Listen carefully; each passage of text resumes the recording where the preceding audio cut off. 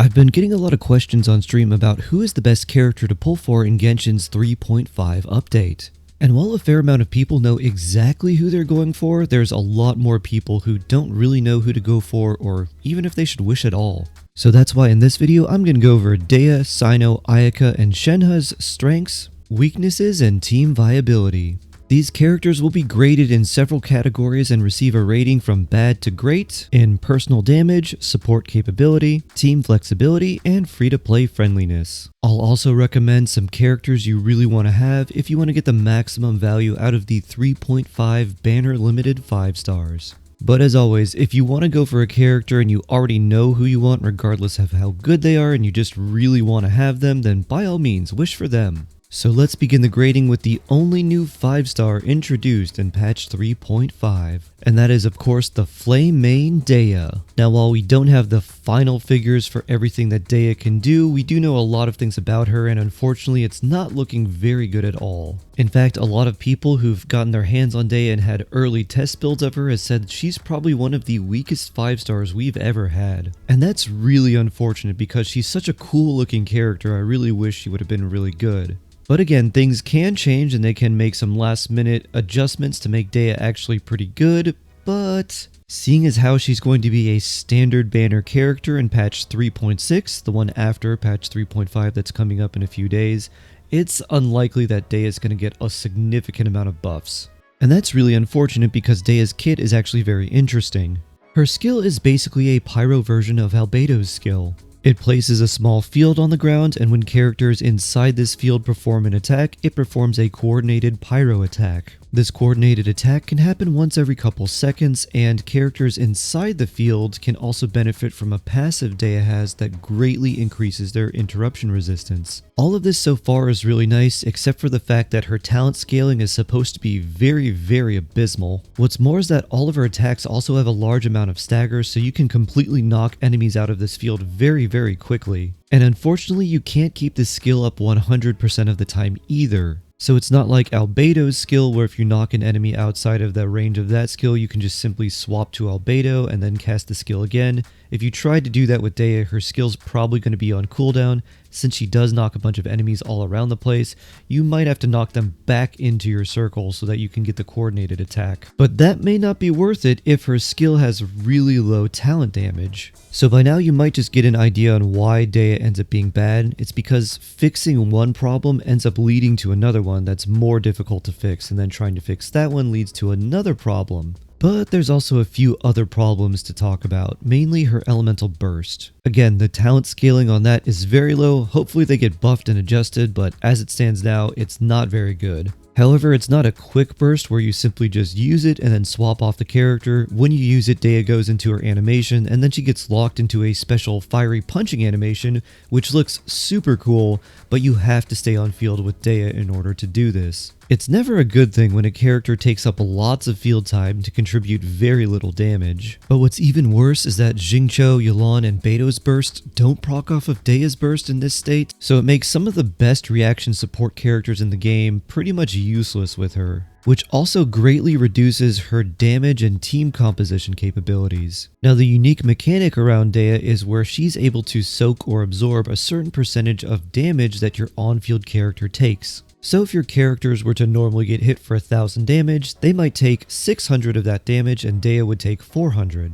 And when her HP falls below a certain threshold, she has a passive ability that automatically heals her for a percentage of her total health and gives her a heal over time. I think this is a really cool and unique ability, but it can actually work against Dehya in some cases, as you're still going to need heals for your entire team, because Dehya is the only person on the team who gets the healing, so you're not really mitigating that much damage, you're just kind of spreading it around and then healing it back up slowly a little bit later. Because of Dehya's damage soaking ability and her field that increases interruption resistance by a ton, she seems like she'd be great for a team that just front loads all of their damage and tries to defeat all the enemies as quickly as possible. Except that her own personal damage and utility is so low that she doesn't really end up working that well, and there's almost always a better option. And this is definitely all unfortunate because Dehya is such a cool character and someone I was looking forward to for a long time, but we've got to give her a rating. Her personal damage is quite bad. Normally I'd say that this could be a little more variable, but since Dehya is going to the standard banner after patch 3.5,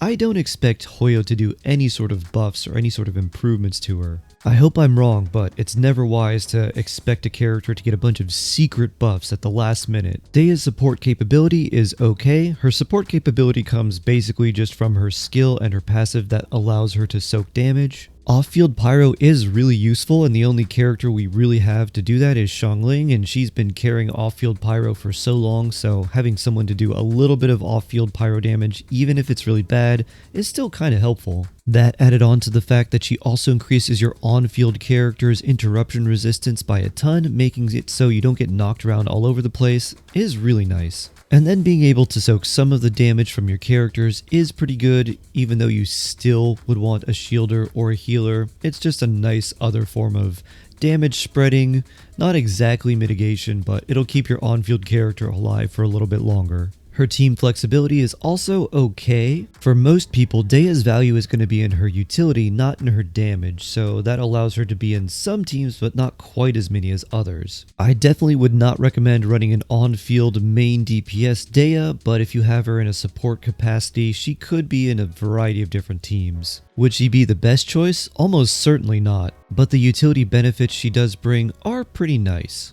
Finally, her free-to-play friendliness is bad. Dehya is an incredibly stat-hungry character, but it's almost not worth it to farm those stats up on the most perfect artifact rolls for her. And again, it's because her talent scalings are just so low. And she doesn't have a really good alternative build that you can take advantage of either. So she doesn't have good free-to-play weapon options, her artifacts need to be god rolled, and even then, she's still pretty bad. Though if you do get Dehya and really want to use her, Bennett, Mona, and Kazuha will make Dehya do the most personal damage. But if you just want her to be your damage sponge, you can kind of put her in almost any team and she'll soak a little bit of damage for your characters. Now that we had to go over the most unfortunate character in this entire patch Dehya, let's go over Cyno. People have called Cyno a more Electro Razor, basically just a 5-star version of Razor. And that's somewhat accurate. Cyno is an on-field DPS character that wants to stay on the field for a long time, unga bunga, and do lots of electro damage in his cool Jackal Electro Wolf state. His unique mechanic is an ability that turns his elemental skill, which is normally a skill that makes him jump back and jump forward and feels kind of laggy and not great,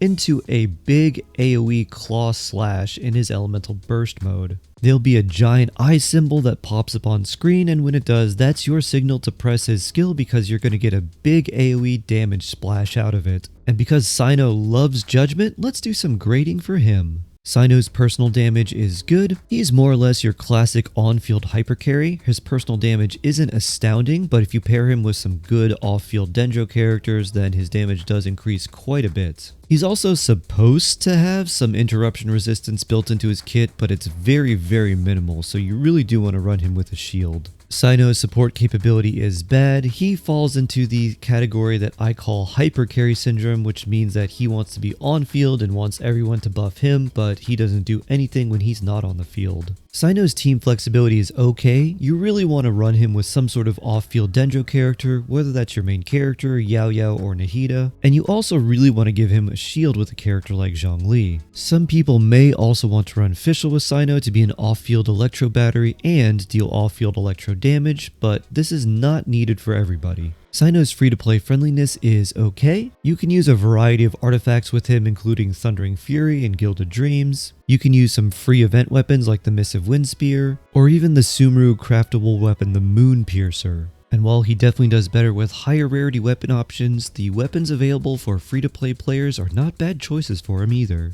Recommended characters to pair with Cyno include Zhongli, Nahida, Dendro Traveler, Yao Yao, Fischl, or any proper Dendro or Electro Shielder that we get in the future. Next, let's move on to the beautiful dancing, powerfully large four-headed Ayaka. Ayaka is an on-field cryo DPS that has very high scalings on her elemental burst. She can also cryo infuse her own attacks and has a pretty powerful skill with a small AoE around her. While you can have some fun shenanigans with Ayaka and Melt teams if you use her skill, her burst really won't work in Melt at all, and so you really want to build Ayaka in a freeze team. This will not only allow you to take advantage of the ludicrous amounts of crit rate you get from the 4-piece Blizzard Strayer set, but it also ensures that the enemies won't move when you unleash Ayaka's elemental burst. Because her burst moves slowly, it doesn't pull enemies in or have any form of CC, you really want to make sure enemies are frozen in place so they can get hit by all 18 hits of this absolutely tremendously powerful elemental burst. So let's give Ayaka a grading and see how she stacks up to the other characters so far. Ayaka's personal damage is great. Make sure to note though that over half of her damage comes from her elemental burst, so it's really important to lock enemies down by freezing them so when you use your elemental burst they can't run away. Ayaka's support capability is bad. She is meant to be an on-field DPS character, and while her kit also allows her to be a quick swap DPS that uses her skill and then burst and then switches out, in the teams where you'd use Ayaka in this capacity, it's almost always better to just use her on-field anyways. Ayaka's team flexibility is okay. You pretty much only want to run her on a freeze team to take advantage of the Blizzard Strayer artifact bonus. That being said, freeze teams have a lot of character options that you can use and they'll just work. You can also run Ayaka in a mono cryo team with a character like Shenhe, who we'll talk about in a minute. As far as Ayaka's free-to-play friendliness grading, she gets a good here. While not having an absolutely amazing free-to-play value like a character like Raiden, Ayaka is still a really good free-to-play friendly character. Almost anyone can build a free-to-play version of a freeze team, and the Blizzard Strayer artifact set is extremely powerful on her. And because the Blizzard Strayer set solves the crit rate problem that a lot of people find themselves having, it allows you to build for more crit damage and attack and make Ayaka hit really hard, without hyper investing into a super good 5-star weapon with crit rate or crit damage. In fact, the Amanoma Kageuchi, which is a craftable weapon that you can get the blueprint from doing an Inazuma World Quest, is a really good option for her. As far as for recommended teammates for Ayaka, there are a lot. There's Xingqiu, Yelan, Mona, Kokomi, Sucrose, Kazuha, Venti, or any other Anemo character that does a good job grouping enemies and swirling cryo resistance off. And then basically any other cryo character in the entire game. Diona, Ganyu, Shenhe, Rosaria, Layla, and even Kaya are great options for her. The only cryo characters that don't really pair great with her are Chongyun and Eula. Chongyun because Ayaka can already infuse her own attacks with cryo, so his skill's kind of redundant, and Eula because she wants to be on the field for a long time, which would eat into Ayaka's field time, and Eula also wants to deal physical damage even though she's a cryo character. So even though Ayaka really only wants to play a freeze team, you can see that there's actually a ton of character options you have to make that freeze team with Ayaka. Next, let's move on to the mountain roaming thicknicity that is Shenhe. Shenhe is a character that is specifically designed to buff cryo damage. Her special mechanic Icy Quills increases the amount of cryo damage you deal. However, unlike other buffs, Shenhe's Icy Quills will disappear after 5 or 7 instances of damage depending on whether you press or hold her skill. But while the Icy Quills are active, your characters will deal increased cryo damage based on a percentage of Shenhe's attack, which is typically why people build her with as much attack as possible. Shenhe's Elemental Burst also decreases the cryo resistance and physical resistance of enemies, and she has 2 more unique passive talents that also increase your damage. Her first passive gives characters within Shenhe's Elemental Burst a 15% cryo damage bonus, meaning that in her Elemental Burst, she not only gives you cryo damage bonus, but shreds the enemy's cryo resistance and physical resistance too. Her final passive talent will give your party a damage buff based on whether you use Shenhe's pressed or hold skill. If you press Shenhe's skill, then your character's elemental burst and skill damage will be increased by 15% for 10 seconds. And if you hold her skill, then character's normal, charge, and plunging attack damage will be increased by 15% for 15 seconds. Because of these abilities, Shenhe not only finds herself being a very good cryo buffing character, but also a really good character for Eula. However, her value isn't as universal as someone like Kazuha, who can work in a bunch of different teams, whereas Shenhe's only working in a couple. Now that we understand more about this icy exorcist, let's give her a grading.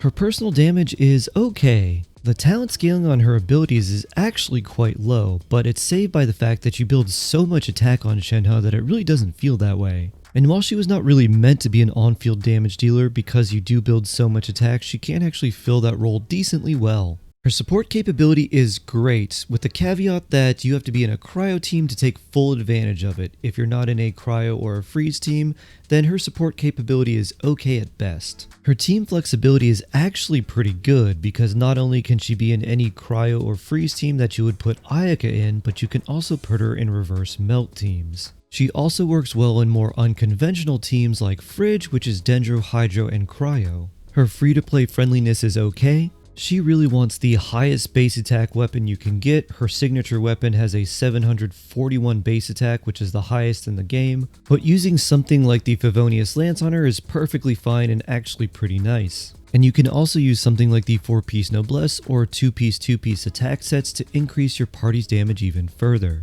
However, at the end of the day, Shenhe is more of a luxury unit, and while she will work in a lot of other teams, you really want some specific characters, often 5 stars, to really take the best advantage of her.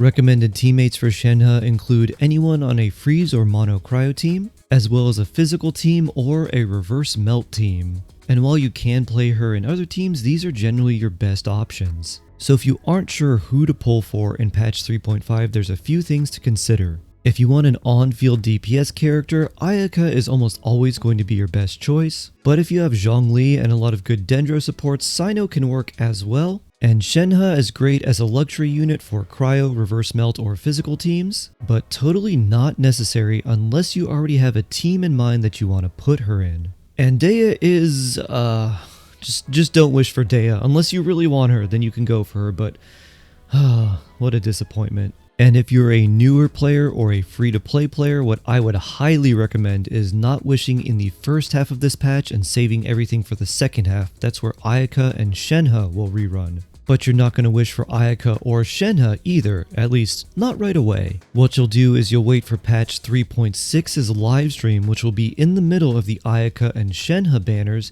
and then we'll know what characters are rerunning in patch 3.6. If there's Nahida, if there's Kazuha, if there's other really good characters in patch 3.6, which I think there will be, then save your Primo Gems for them. Because while Ayaka may be really good on her own as an on-field DPS, if you get a character like Nahida or Kazuha, they can be totally game-changing. I hope this review and tips have been helpful. If they have, make sure to hit that like button and sub to the channel. I love you all, have a wonderful day, stay jawsome, and I can't wait to see you in the next one.